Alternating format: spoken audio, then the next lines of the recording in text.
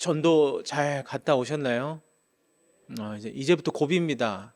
추운데 갔다가 오셔서 졸면 안 돼요. 이제부터가 중요하거든요. 여러분, 전도하는 것만 그친 게 아니라 우리의 신앙도 중요합니다. 우리가 말씀을 나눌 텐데, 제가 어릴 때면 부모님이 항상 빨간 날, 공휴일이 되면 어디로든지 데리고 나가셨습니다. 바닷가든지 산이든지 아니면 놀이동산이든지 어디든지 항상 데리고 나갔던 것 같아요. 저도 결혼하고 아이가 생기니까 부모님이 저에게 물려주신 경험대로 하게 되잖아요. 사진 한 번만 보여주시면 제 아들하고 저하고 전국으로 아내랑 같이 이렇게 많이 돌아다녔습니다. 빨간 점들이 다 여행을 했던 곳이거든요.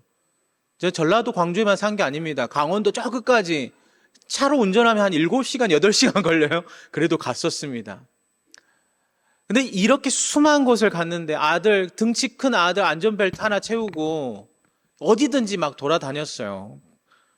그리고 제 아들이 지금 6학년이 되었거든요. 6학년이 됐는데 집에서 TV를 보다가 가끔씩 TV 프로그램 어느 지역이 나와가지고 소개하는 프로그램이 나오면 아내나 제가 항상 이렇게 아들에게 말합니다. 하준아, 너 저기 갔었다?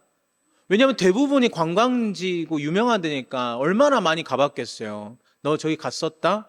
이야기하면 제 아들이 뭐라고 이야기할까요? 내가? 몇 살 때? 난 기억이 하나도 없는데? 네, 화면을 꺼주셔도 됩니다. 저 빨간 점들이 다 가봤는데 아들은 잘 기억을 못해요. 그런데 아들 녀석이 기억하는 곳이 몇 가지 방법이 있습니다. 몇 가지 방법으로 기억하는 거예요. 장소를 기억하는 게 아니라 몇 가지 방법으로 기억해요. 두 가지인데 첫 번째는 여행을 가서 맛있는 거, 자기가 음식에 딱 입맛에 맞았던 걸 먹으면 기억합니다. 강원도 양양에 갔을 때 거기서 피자를 먹었는데 너무 맛있었대요. 양양을 기억해요. 남산을 기억하는 방법은 남산에 올라가서 가는 남산 돈가스를 먹어서 기억하는 겁니다. 근데 또 다른 방법이 있어요. 또 다른 방법은 뭐였냐면 여행을 갔을 때 저에게 엄청 혼났을 때를 항상 기억해요. 두 가지 방법으로만 기억해요. 먹었거나 혼났거나 두 가지 방법밖에 없어요. 그런 나머지를 물어보면 모릅니다. 지금 6학년이 됐는데도 여기 갔었다, 저기 갔었다, 최근 기억도 거의 사라지고 있어요. 왜 그런데 이 두 가지 방법으로 기억하는 걸까요? 자기에게 영향력이 컸기 때문에 그래요. 먹는 거, 맛있는 거 먹었고 아빠한테 정말 죽도록 혼났고 이게 결국에 기억이 되고 자신 개인의 역사가 되는 겁니다. 그 역사로 남아있는 거예요. 벌써 한 달이 지났는데 제가 한 달 전에 우리 성도님들과 여호수아서 3장의 말씀을 나눴어요. 그때 3장의 말씀을 제가 제목을 한번 여러분에게 물어보고 싶지만 아무도 대답하지 않을 것 같아 제가 말씀드립니다. 너희 가운데 기이한 일을 행하시리라 라고 말씀드렸어요. 그리고 나서 제가 무슨 주제로 말씀을 나눴냐면 요단강을 마주한 그들이 요단을 건널 때 그들에게 필요한 순종의 한 걸음을 우리도 믿음의 삶에서 내딛어보자 이런 주제로 말씀을 나눴거든요. 그리고 마지막으로 말씀을 마칠 때 제가 이렇게 부탁드렸어요. 뭐라고 말씀드렸냐면 부탁드리지만 단어 하나라도 기억하시기 바랍니다 라고 말씀드렸는데 혹시 기억하시는 분 있으십니까? 못하는 분들이 사실이에요. 더 많아요. 그게 당연합니다. 제 아들도 그렇거든요. 하지만 여기 계시는 분들 중에 기억하는 사람들도 있어요.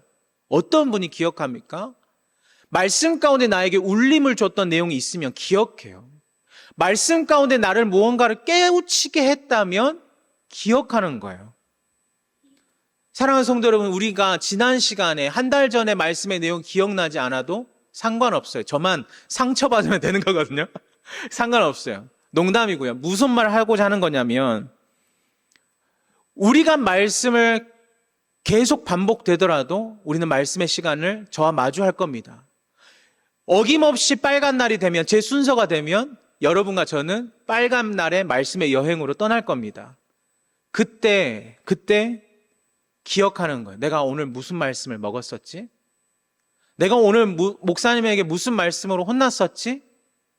여러 가지의 기억의 방법으로 오늘 하나님의 말씀을 기억해 주시는 그리고 기억하시는 우리 모든 성도님 되시길 간절히 소망합니다. 이제 말씀으로 들어가 볼게요. 오늘 말씀은 여호수아 4장 말씀이에요. 여호수아 4장은 3장에 이어서 요단강을 건너는 사건이 이제 마무리되었습니다. 마무리되었고 이스라엘 백성들에게 건널 수 없을 것 같은 요단강을 딱 건넌 이후의 상황을 이야기하고 있어요. 이들에게 요단강을 건너는 것은 기적이었습니다. 물이 있었던 곳을 마른 땅으로 건너는 것은 기적이잖아요. 그 기적을 경험했어요. 근데 그 기적을 넘어서 이들에게 아주 중요한 영적인 메시지가 이 요단강 가운데 담겨져 있습니다. 우리는 신앙생활을 하고 있기 때문에 너무나 익숙해요. 무엇이 익숙하냐면 요단강이라는 단어가 익숙합니다. 지명도 익숙하고 이 단어도 익숙한데, 근데 신기하게도 교회를 다니지 않는 사람들에게도 요단강이라는 단어는 익숙해요. 성경에 나온 단어 중에 요단강과 같이 마치 대명사로 사용되어지는 단어나 문장들이 있죠. 이런 거예요. 비교가 되지 않는 싸움. 뭐라고 이야기하죠? 다윗과 골리앗의 싸움이다라고 이야기해요. 정말 너무나 아름답고 자연 태초의 그 상태를 마치 무엇과 같다? 에덴 동산 같다라고 이야기하는 것과 마찬가지로 이 요단강은 대명사로 쓰여지죠. 뭐 어떻게 사용됩니까? 나 오늘 요단강 건널 뻔했잖아. 무슨 말이죠? 죽을 뻔했다. 다 이해하시잖아요. 요단강이 가지고 있는 의미는 그런 겁니다. 어떤 의미예요? 죽을 뻔했다. 큰일 날 뻔했다. 그 죽음이라는 의미를 대표적으로 담고 있는 것이 바로 요단강이라는 거예요. 그런데 우리가 요단강을 우리가 볼 때 이 요단강은 절대 죽음만을 의미하지 않습니다. 믿는 우리에게는 영적인 의미로 요단강이 어떻게 다가옵니까? 죽음의 의미로만 아니라 죽음의 위기를 뛰어넘어서 어디로? 하나님이 약속하신 약속의 땅으로 나아가는 것을 의미하는 거예요. 생명으로 나아가는 것을 의미해요. 성경에서 가나안은 어떤 곳이라고 이야기합니까? 젖과 꿀이 흐르는 땅이라고 이야기합니다. 하나님이 이미 약속의 땅으로 말씀하셨어요. 그런데 그 가나안을 들어가는 방법은 직선 코스로 가는 것도 아니고 반드시 요단강을 건너야만 들어갈 수가 있는 거예요. 이들에게 물론 힘들고 어려운 고비일 수 있습니다. 죽음일 수도 있고 그들에게 너무나 힘든 벅찬 일일 수도 있어요. 하지만 아무리 영적인 의미가 그렇다 할지라도 그들에게는 죽음과 맞먹지 건너지 못할 그런 강은 아니에요. 아시겠지만 요단강 그리 쉽게 어렵게 건너는 곳이 아닙니다. 사진 하나만 더 띄워주시면 이게 요단강의 모습이에요.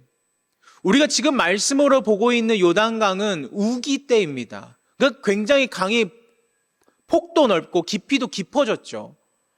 그런데 평상시는 이런데 대부분의 시간, 가장 긴 시간 동안 건기는 한 2달밖에 되지 않아요. 나머지 10달 동안은 그냥 물이 풍족한 시냇물 정도밖에 되지가 않습니다. 누구나 건널 수 있어요. 마음만 먹으면요.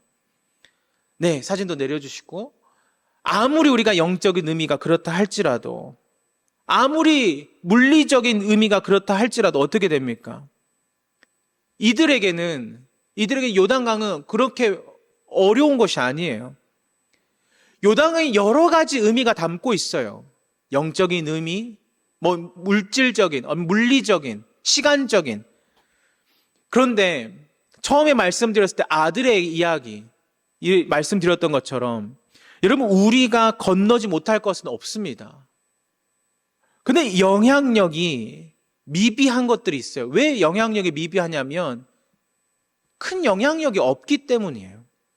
일회적인 일이라고 이야기합니다. 그것을. 그런데 일회적인 사건이 아니라 역사가 되는 것은 또 다른 문제예요. 요단강을 건넜다라고 하는 것은 죽음이라는 문제에서 이제 생명으로 넘어가는 일로 바뀌게 전환이 되는 겁니다.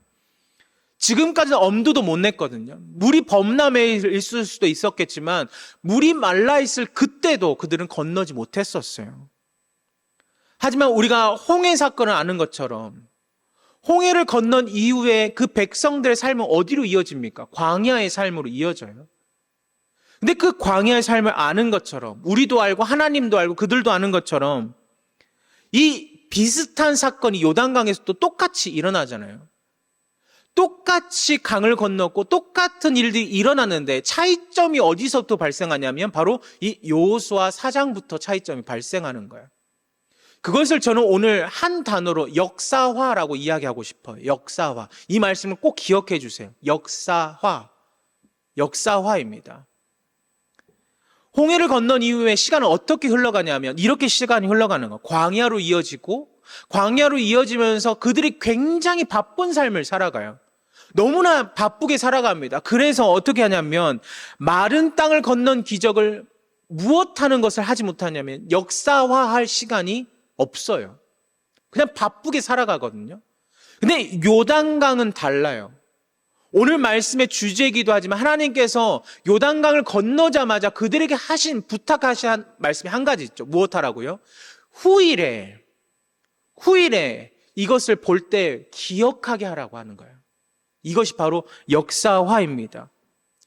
우리 인생 가운데 역사화하는 것이 굉장히 중요해요. 그렇다면 개인의 삶 가운데 역사화란 무엇일까? 오늘 그 이야기를 하고자 하는 거예요. 역사화란 무엇인가? 그것은 우리가 은혜를 경험하고 또한 하나님과 동행하면서 누리게 되는 은혜, 그리고 그 고백들이 우리의 삶의 간증으로 전파되는 것이 바로 역사화입니다. 여러분 이해하시겠어요? 하나님의 은혜를 경험하고 하나님과 동행하는 그 믿음의 삶을 살아갈 때 수만 가지 일을 경험하고 내가 체험하면서 나타나는 간증, 그리고 그것이 전파되는 것, 자녀에게서 자녀에게로 또 다른 자녀에게로 사람들에게로 전파되는 것이 바로 역사화입니다. 저에게는 오늘 이 본문 말씀은 잊을 수 없는 역사가 하나 담겨져 있어요. 제 사역의 역사 가운데 잊을 수 없는 역사입니다. 제가 사역을 시작하고 전도사 사역을 시작하고 딱 2년째까지는 설교를 단 한 번도 해보지 못했어요. 찬양 인도만 했어요.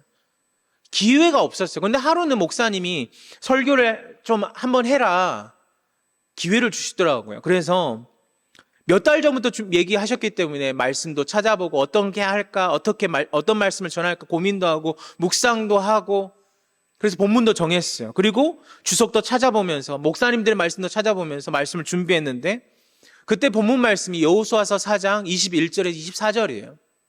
오늘 본문 말씀과 똑같지 않지만 오늘 본문 말씀처럼 여호수아 4장 말씀 전체의 이야기를 이야기하고자 했어요. 그래서 그때 설교의 분량을 제가 어느 정도 썼냐면 아직도 제가 그것을 갖고 있거든요. A4 용지 8페이지에 11포인트로 꽉 채웠어요. 8페이지를 꽉 채워서 설교를 준비했습니다. 그리고 설교 날이 되었어요.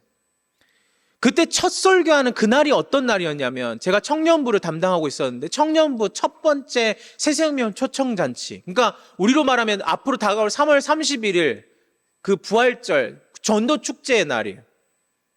그리고 제가 설교 단상에 딱 섰습니다. 그런데 제가 사역하던 곳은 모교회였기 때문에 굉장히 여느 목사님들처럼 정장을 입거나 그러지 않았어요. 괜히 저희 스스로, 저에게 제 스스로 자유를 부여해서 청바지도 있고 면바지도 있고 셔츠도 있고 티셔츠도 있고 이게 목회자인지 아닌지 구별이 안 될 정도로 그렇게 있었어요. 그런데 설교를 준비하다가 어떤 목사님이 면바지에 셔츠를 딱 입고 설교하는 너무 멋진 거예요. 설교의 내용을 배워야 되는데 그 모습이 너무 멋져 보여서 저도 그 당시에 빈폴 하늘색 셔츠를 하나 딱 사가지고 입었습니다. 비싸게 주고 샀던 것 같아요.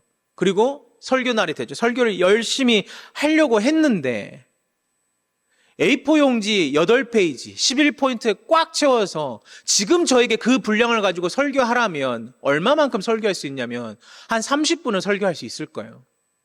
근데 그때 몇 분 걸렸을까요? 몇 분? 8분 걸렸어요. 8분. 여러분 대부분 목회자들이 그 정도 가지고 하면 30분은 넘게 하거든요. 근데 8분 걸렸다는 말 무슨 말이에요? 긴장했다라는 거예요. 긴장해서 내가 해야 될 거, 온전히 전해야 될 것을 아무것도 전하지 못한 거예요. 어른들 말처럼 속사포처럼 말이 샥 지나가 버린 겁니다. 제가 무슨 색 셔츠를 입고 있었다고요? 하늘색 셔츠. 근데 8분밖에 안 지났는데 제가 안 그래도 땀이 많은데 그렇지 않아 땀이 많은데 점점 겨드랑이부터 등까지 해서 무슨 색으로 변해요? 짙은 파란색으로 변해가는 거예요. 저에게는 오늘 이 본문 말씀, 여호수아 4장은 잊을 수 없는 역사입니다. 이런 것과 마찬가지예요. 제가 강대상에 올라와서 설교하는 이 시간에 여러분에게 이야기하는 것은 무엇 때문입니까? 제 사역의 시간에 비추어 봤을 때, 제 사역의 삶에 비추어 봤을 때 그 일들이 비록 실패했고 아픈 기억이고 정말 떠올리기 싫은 기억일 수 있지만 그것이 지금의 나에게 무엇이 되는 거예요? 간증이 되는 거예요. 바로 이것이 역사화입니다. 역사화란 신앙의 삶에서 어떤 일을 통해서 분명히 하나님의 뜻을 깨닫고 결단해서 새로운 믿음의 고백으로 나아가는 것을 의미하는 거예요. 사랑하는 성도 여러분 어떤 믿음의 역사를 지금 만들어가고 있습니까? 어떤 역사화를 지금 만들어가고 계십니까? 내가 이전에 살아왔던 그 삶을 떠올리면서 이전에 있었던 역사들을 떠올릴 때마다 아픈 기억일 수도 있고 힘든 일일 수도 있고 어떤 분은 기쁜 일일 수도 있어요. 자신만의 일마다 다 각자 다른 역사를 만들어갈 수 있습니다. 그런데 분명한 한 가지는 무엇이냐면 슬프든지 아프든지 어렵든지 그런 역사를 만들어가는 모든 과정 가운데 하나님이 일을 행하셨다라는 사실입니다. 역사화된 믿음의 사건을 통하여서 내가 경험하는 일들을 전하는 거예요. 전파하는 거예요. 자녀에게서 자녀에 또 다른 성도에게로 무엇을 전하는 거냐? 내가 예전에 이런 일이 있었는데 이런 일을 경험하고 나서 내가 하나님께 기도했더니 이런 방법으로 이렇게 하면 좋을 것 같아. 이것이 내 간증이야. 내 삶이었어. 라고 고백하는 것이죠. 개인의 역사를 넘어서 가정의 역사로, 가정의 역사를 넘어서 공동체의 역사로 계속 시간을 확장시켜가는 거예요. 범위를 확장시켜가는 거예요. 교회도 마찬가지입니다. 여러분, 교회는 항상 좋을 수가 없어요. 힘들 수도 있고 어려움도 있고 때로는 정말 고통스러운 시간을 지나갈 때도 있습니다. 기쁠 때도 당연히 있고요. 그 힘들고 어려운 그때가 고통이 아니라 하나님이 반드시 그 순간에도 함께 하심을 우리는 믿고 간증해야 합니다. 우리를 이끄셨어. 그때도 우리 교회를 통해서 하나님께서 일하셨어. 이것들이 간증으로 나타나는 거예요. 사랑하는 성도 여러분, 우리의 믿음의 삶을 하나님의 믿음의 역사로 역사화하시는 은혜가 있게 되기를 간절히 소망합니다. 그 고백이 어떻게 나타나는 거예요? 하나님이 함께 하셨어 라는 고백으로 나타나는 거예요. 하나님이 함께 하셨음을 증거하고 간증하는 일이 우리의 믿음의 역사화임을 믿고 매일마다 하나님의 은혜를 간구하시는 우리 모든 성도님들 되시기를 간절히 소망합니다. 5절부터 7절 말씀을 우리 한 번 더 읽어볼까요? 5절부터 7절 말씀 우리 한 번만 더 읽겠습니다. 7절만 읽겠습니다. 7절만 함께 읽을게요. 그들에게 이르기를 요단물이 여호와의 언약궤 앞에서 끊어졌나니 곧 언약궤가 요단을 건널 때 요단물이 끊어졌으므로 이 돌들이 이스라엘 자손에게 영원한 기념이 되리라 하라 하니라. 이것을 준비하기 위해서 하나님께서 여호수아를 통해서 먼저 하신 말씀이 5장 말씀에 나와 있습니다. 뭐라고 이야기하냐면 요단강에 들어가서 여호와의 궤 앞으로 나아가서 지파수대로 각기 한 개의 돌들을 가지고 와라 라고 이야기하는 거예요. 제가 요즘에 운동을 조금 하기 시작했어요. 헬스를 하고 있거든요. 질문, 변화가 있는 것 같아요? 아니, 없어요. 어떤 분이 고개를 강력하게 흔들면서 맞아요, 없어요. 저도 알고 있거든요. 그런데 건강을 위해서 해요. 근데 제가 뭘 말씀드리고자 하냐면 헬스를 가면 신기한 광경을 목격하죠. 제가 등치가 이렇게 큰데 저는 항상 제가 들 수 있는 아주 최소한의 무게만 듭니다.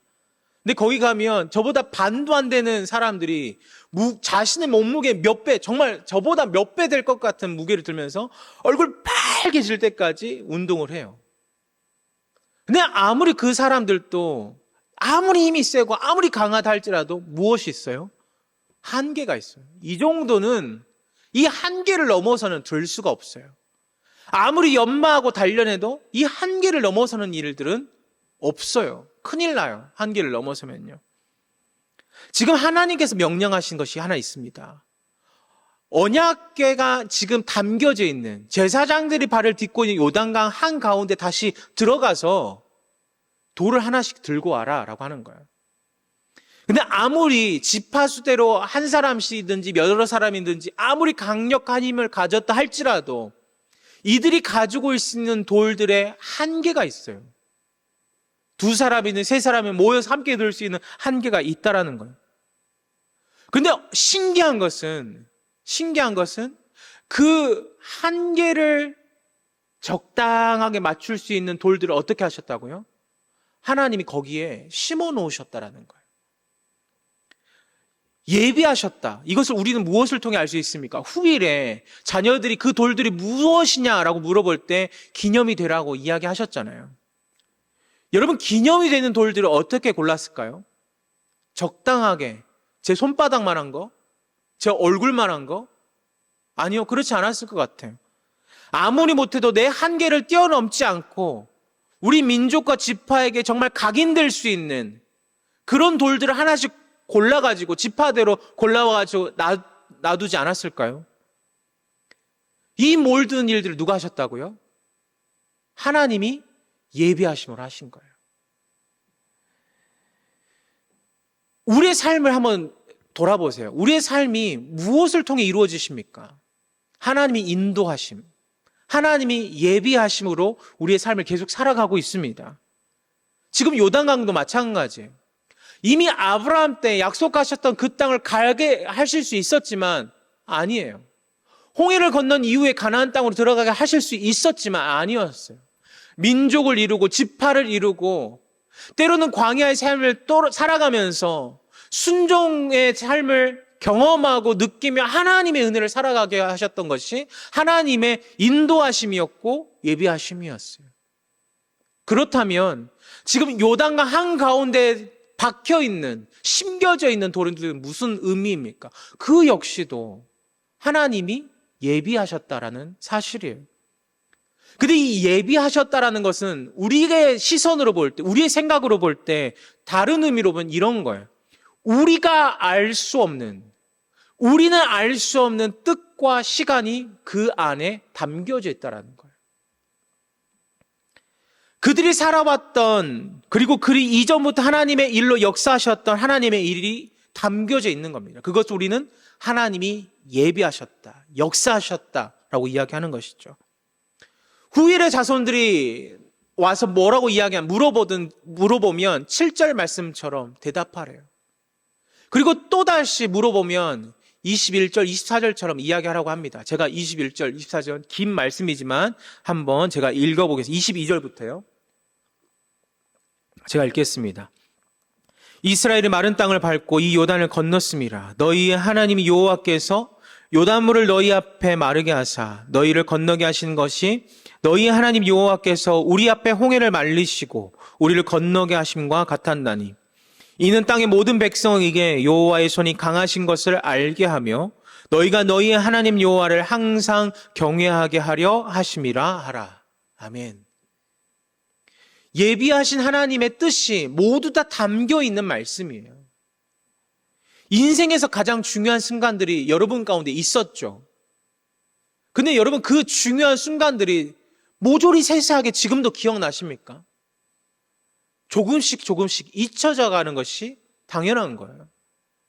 저도 제가 경험에 대해서 이야기하지만 그것들이 다 세세하게 기억나지 않아요. 큰 맥락으로만 기억날 뿐입니다.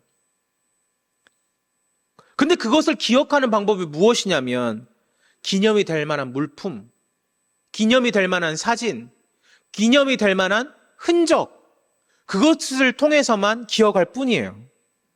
근데 지금 돌이키면서 되새길 수 있는 영원한 기념이 되는 돌을 세우라고 이야기하시는데 그것이 요단강에 심겨졌던 돌을 준비하는 것부터 하나님께서 행하셨다라는 사실입니다.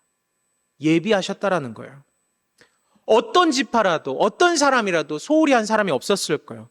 12지파 모두 다 이 돌들이 우리 지파 어떤 사람에게든지 강력한 울림을 줄 수 있는 그런 돌들로, 크기도 정말 봄직하고 정말 강력한 메시지를 담을 수 있는 돌들을 준비했을 거예요. 그런데 그 일마저 하나님의 예비하심으로, 인도하심으로 이루어지고 있다라는 거예요. 사랑하는 성도 여러분, 우리의 삶 가운데 하나님이 인도하심, 예비하심 없이 이루어지는 삶은 이 자리 가운데 한 명도 없습니다. 다 하나님이 인도하셨고 다 하나님께서 예비하심으로 우리는 살아가는 거예요. 모두 다 하나님이 하셨어요. 그리고 하나님이 이루십니다. 심지어 우리의 삶 가운데 기념이 될 만한 돌들도 하나님이 지금 준비하고 계셔요. 어디에서? 언약의 궤가 발을 담고 있는 그 요단강 한가운데 준비하고 계시는 거예요. 여기에 계신 성도님들 한 사람 한 사람은 다 지금 어떤 강을 지나가고 있는지 저는 세세하게 모릅니다. 여러분의 각자 살아가고 있는 요단강을 건너가고 계시겠지만 분명한 한 가지는 우리가 건너가는 그 강 한가운데 주님께서 예비하신 돌이 있다라고 하는 거예요. 하나님의 돌을 꺼내어서 우리 가운데 하나님이 원하시는 것은 영원한 기념이 되는 돌을 너의 인생 가운데 세우라. 지금 말씀하고 계세요. 우리가 하나님의 뜻을 따라서 지금 이 자리에 그 돌을 세울 수 있도록 인도하신 하나님의 은혜, 하나님의 역사하심, 하나님의 돌보심, 그 하나님의 손길을 기억하는 여러분 되셨으면 좋겠습니다. 아, 그때 내가 돌을 세울 그때 힘들었었지. 여기까지 인도하셨던 하나님의 내가 잘 기억나. 하나님이 나에게 이런 은혜를 주셨었지.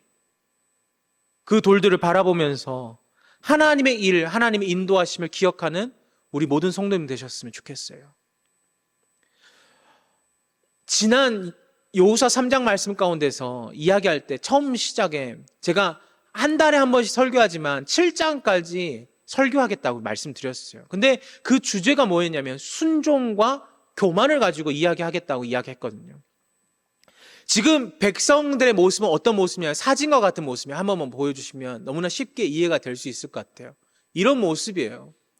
요단강을 건너는데 언약의 궤를 제사장들이 메고 발을 내딛습니다.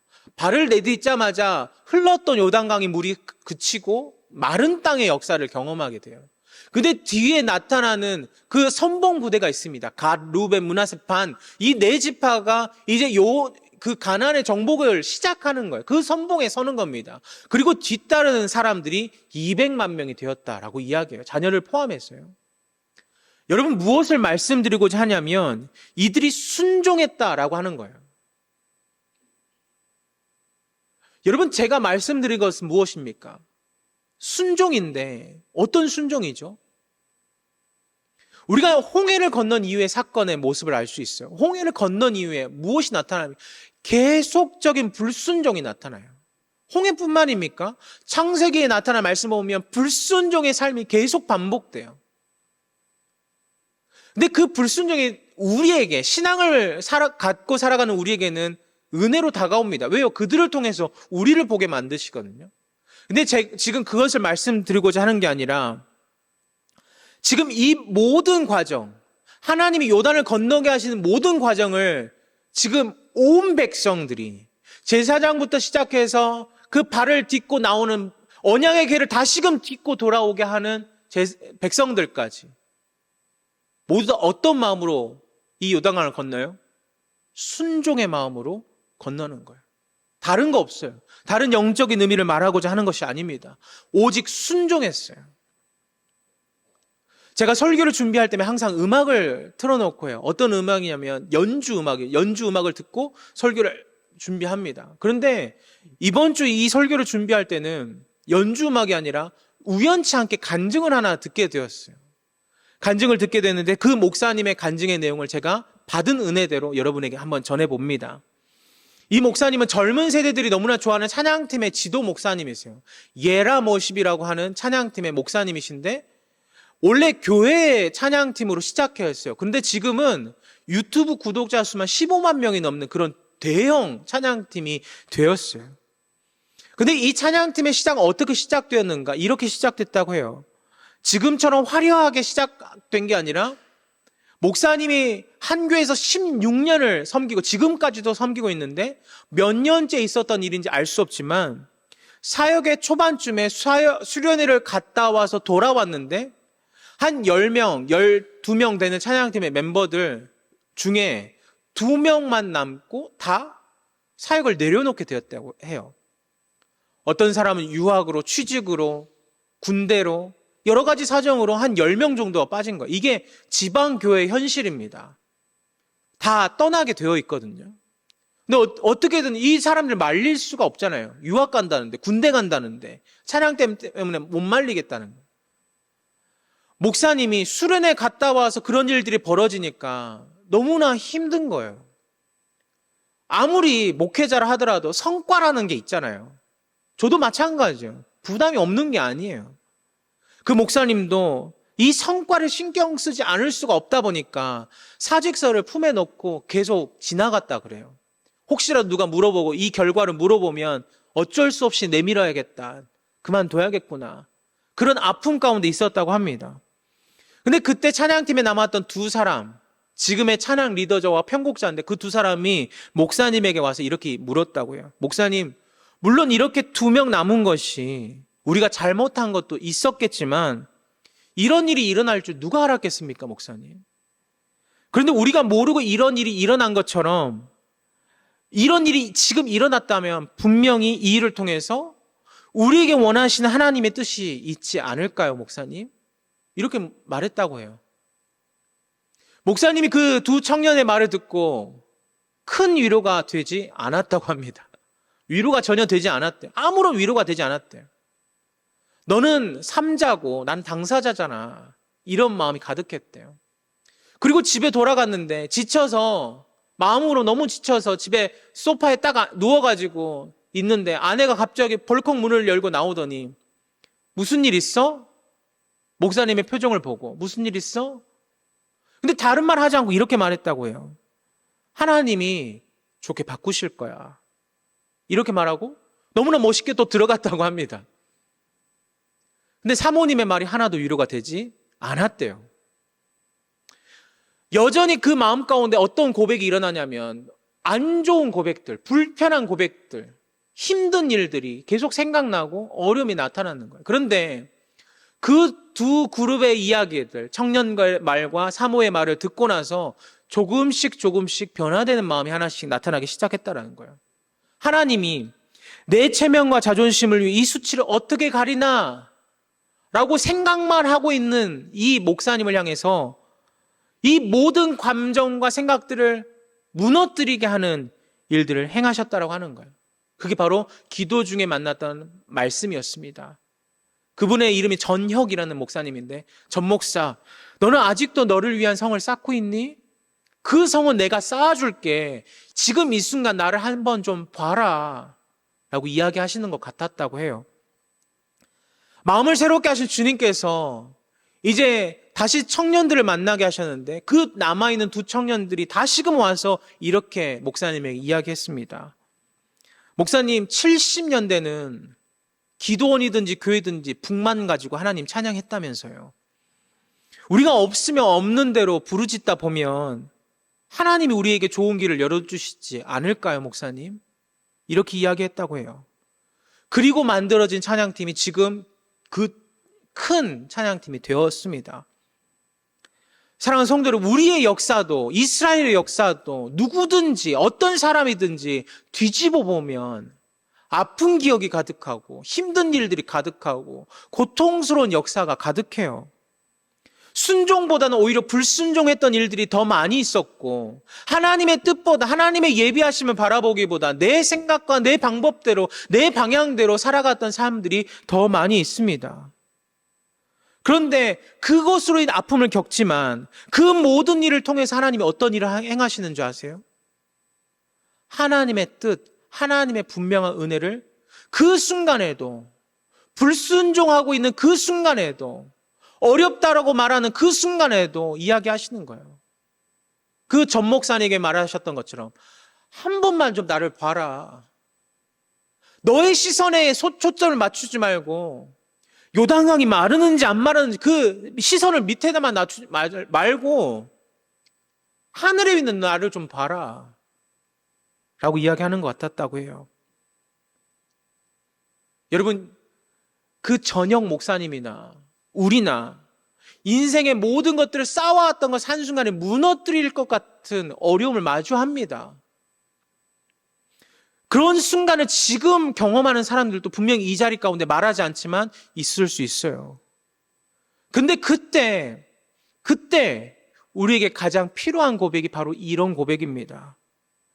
요단강을 건너는 순간 남들은 죽음이라고 말하는 그것을 건널 때 죽음이 아니라 그 땅을 건너는 그 순간에 우리에게 이런 고백이 필요해요. 어떤 고백이냐? 바로 이런 거예요. 하나님이 우리에게 가장 좋은 것을 주실 거야. 하나님이 나에게 가장 선한 길로 인도해 주실 거야. 이 고백이 필요합니다.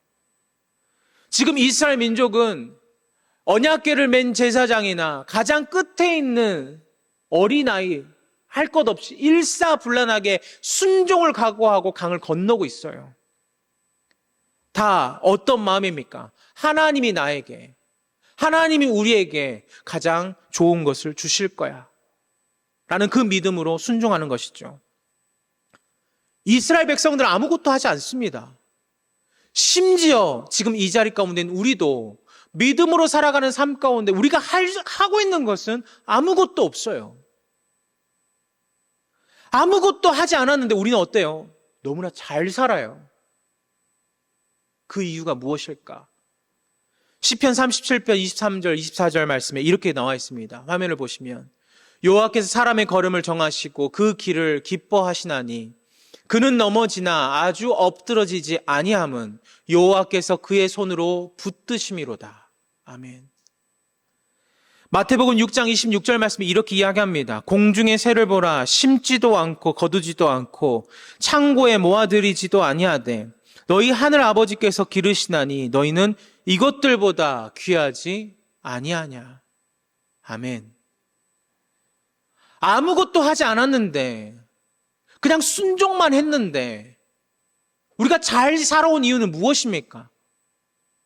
하나님이 우리를 기르셔서 그래요. 우리가 아무것도 하지 않았는데 우리가 이처럼 평안하게 살아갈 수 있는 무엇입니까? 하나님이 우리가 넘어지나 아주 넘어지지는 않게 붙드셔서 그렇습니다. 마태복음의 말씀, 시편의 말씀, 지금 그리고 여호수아 4장에 나오는 순종의 발걸음이 그런 거예요. 우리가 넘어지나 아주 넘어지지는 않게 붙드시는 거예요. 근데 여러분 기억하십시오. 넘어지긴 합니다. 넘어져요. 넘어지지만 그것이 아주 넘어지지 않지만 중요한 건 무엇이냐? 넘어져서 남겨진 것이 있어요. 무엇이에요? 상처, 흔적이에요.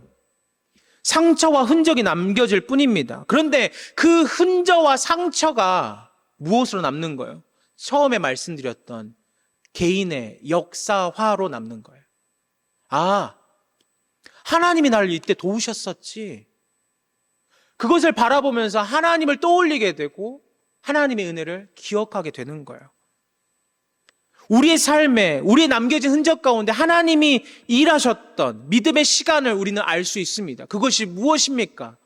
우리 몸의 흔적이기도 하지만 제 뒤에 있는 십자가예요. 이스라엘 민족 가운데 남겨진 돌들은 역사 안에 있지만 우리 대한민국 안에 믿음의 역사는 없어요. 그 돌을 보면서 기억하라 없어요. 근데 기억해야 할 것은 남기신 하나님의 돌이 지금 제 바로 뒤에 있습니다. 무엇입니까? 이 십자가를 바라보면서 하나님의 은혜를 떠올리는 거예요. 그리고 기도하는 거예요. 근데 이 십자가가 가장 언제 우리 가운데 빛이 나오고 드러나는 것입니까? 내가 너무 힘들 때, 내가 순종하고 싶지만 순종하기 너무나 어려울 때, 고통스러울 때, 그때 기도하지 않고서는 어찌할 바를 모르 그때 드러나는 거예요. 기도하게 되는 거예요. 무슨 말이냐면 하나님께서 오늘 여호수아 4장 가운데 길갈이라는 곳에 12지파의 돌을 세우게 하시는데 거기에만 돌이 있는 게 아니에요. 어디에도 두게 하셨냐면 요단강 한가운데 언약의 궤를 들고 서 있는 제사장들의 발들이 담겨져 있는 그곳 가운데 여호수아를 통해서 돌을 하나 더 세우셨어요. 근데 그 돌들이 언제 드러납니까? 아까 우리 요단강의 모습을 보셨죠? 물이 충만하게 있는 우기가 아니라 건기. 이스라엘 백성들이 가장 힘들고 척박하여서 물이 너무나 없는 그때, 힘든 그때 물은 조금씩 사라져서 그들의 삶 가운데 힘든지 모르겠지만 무엇이 드러나요? 하나님이 믿음으로 심겨놓으셨던 돌이 드러나요. 그 돌이 드러나면서 우리는 깨닫게 되는 겁니다. 하나님이 우리를 도우셨어. 여기까지 인도하셨던 것은 하나님의 은혜야. 사랑하는 성도들, 오늘 말씀을 기억하시길 바랍니다. 개인의 역사화로 남겨져 있어야 해요. 하나님의 은혜가 우리 가운데 충만하게 나타나고 있어요. 우리 몸에 남겨진 상처가 있습니까? 그 상처는 이전의 일들을 기억하게 해요. 우리 몸 가운데 믿음의 흔적이 있습니까? 그것은 하나님이 나와 함께 하셨다는 믿음의 흔적을 기억하게 해요. 우리는 믿음의 건기를 지금 지나가고 있습니다. 사순절, 하나님의 돌이 드러나는 그 순간에 우리는 하나님을 향해 믿음으로 나아가시는 은혜가 있기를 간절히 소망합니다. 우리의 영혼은 힘들 수 있어요. 지칠 수 있어요. 그게 당연합니다. 언제든지 행복하기가 어려워요. 그러나 그 건기를 마치면 반드시 하나님의 때 가장 하나님이 선한 길로 인도해 주실 줄 믿습니다. 그 은혜로, 그 역사로 살아가시는 우리 모든 성도님 되시기를 간절히 소망합니다. 기도하겠습니다. 거룩하신 아버지 하나님 감사합니다. 우리 믿음의 역사를 바라보며 하나님의 은혜를 찬양합니다. 우리 몸에 새겨진 흔적, 십자가의 은혜, 모두 다 주님의 은혜의 역사임을 기억하며 우리의 삶 가운데도 매일의 삶 가운데 하나님을 기억하며 살아가는 은혜의 삶이 되게 하여 주시옵소서. 모든 것 감사드리며 귀하신 예수님의 이름으로 기도하옵나이다. 아멘.